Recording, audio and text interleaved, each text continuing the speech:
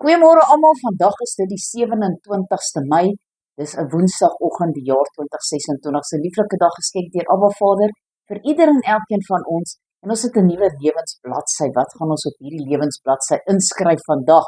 Dis 'n keuse wat ek en jy moet maak. My woord vandag, volharding onder beproewing. My naam natuurlik Sonja Gerber, en ek wil daar uit Job uit vir ons deel, en ek gaan vir ons deel hierso uit die verklarende studiebybel, wat skryf hierdie persoon rondom Job 1. Daar is party dinge wat 'n mens wens, dat jy nooit gehoor het nie. Reeds die gesprek tussen God en Satan, in die boek Job, dit verontrus 'n mens so bietjie. Dit ontlok soveel vrae by 'n mens. Waarom het God dit toegelaat? Hoekom het hy Satan se versoek vir hom gegee? Hy is 'n berugte bedrieër. Waarom het God hom opgehou met Satan? Want die waarheid op elke moontlike manier verdraai. Waarom het God sy geliefde Job aan iemand so genadeloos oorgelewer om hom kwaad aan te doen? Was dit die dank wat Job gekry het omdat hy afgewyk het van die kwaad af? God het Job sy huis juis beskut van alle kante rondom.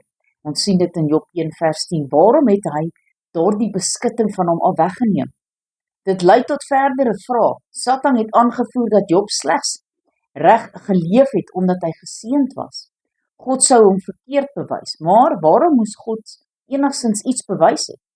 Hy het tog Job se karakter geken sonder dat hy bewyse nodig gehad het.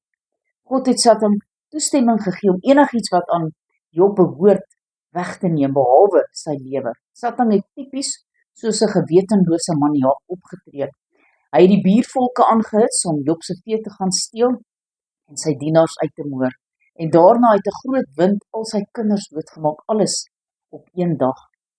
Jy het seker al gehoor dat Job nie vir God verkwalik het nie. Sy aanvanklike reaksie daarop was: naak het ek uit my moeder se skoot gekom, en naak sal ek daarheen terugkeer. Die Here het gegee en die Here het geneem. Die naam van die Here sy geloof. En dit staan hier in Job 1 vers 21. Let daarop dat Job dit nie eens gesê het nadat hy sy mantel geskeur het as 'n teken van rou nie. Later het hy ook gesit en in die as, dis nog 'n teken van rou. Hierdie gebare is samehangend met Job 1:22 wat sê: by dit alles het Job nie gesondig nie en aan God niks ongeryms toegeskrywe nie. Want hy was in verdriet en hy het nog steeds God aanbid. Satan het 'n tweede poging aangewend en toestemming gekry by God om Job se liggaam aan te tas. En Job het van sy kop tot sy tone bose swere gehad, en dit was baie pynlik, en die enigste verligting wat hy gehad het, was om homself met 'n potskuur te krap. Nou as ons na die ander hoofstukke gaan kyk in die boek van Job, dan sien ons dat sy latere aksie alles behalwe kalm was. Maar Satan het net te ver gegaan. Dit was te veel vir vlees en bloed. Dan gaan kyk ons Hebreërs 12, en die opskrif daar: volharding onder beproewinge volgens die voorbeeld van Christus. Ek gaan lees van vers 4 tot 10. Julle het nog nie ten bloede toe weerstand gebied in die stryd teen die sonde nie.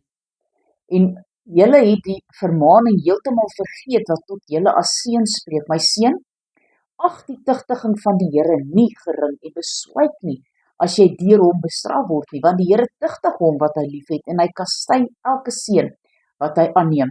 As julle die tugtiging verdra, behandel God julle as seuns, want watter seun is daar wat die Vader nie tugtig nie, maar as julle sonder tugtiging is, wat almal deelagtig geword het, dan is julle onegte kinders en nie seuns nie. Verder, ons het ons vaders na die vlees toe as kastyders gehad, en ons het vir hulle ontzag gehad.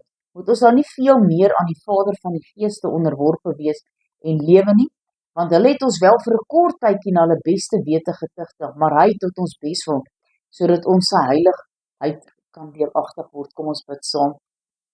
Almagtige God en Hemelse Vader, Here, baie dankie dat ons soms gekastei word, Here, dat ons soms deur beproewinge gaan, dat ons net nie vir ons sin maak nie, en dit partykeer, dit voel asof wat ons net wil heeltemal breek, maar baie dankie dat U deurkom, ons vashou, ons by die hand vat en ons weer lei.